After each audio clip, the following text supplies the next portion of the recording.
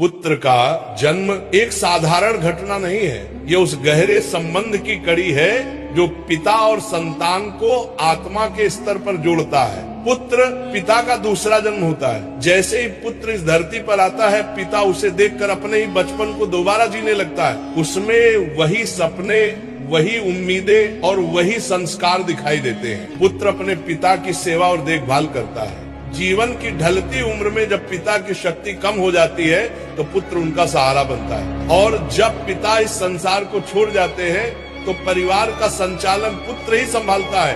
पुत्र वंश को आगे बढ़ाता है। जन्म और मृत्यु का चक्र इसी से चलता है। पुत्र अपने पिता के नाम और परंपराओं को जीवित रखता है ताकि परिवार की जड़ें कभी सूख न जाएं। पुत्र का सबसे बड़ा कर्तव्य माता पिता की सेवा करना है।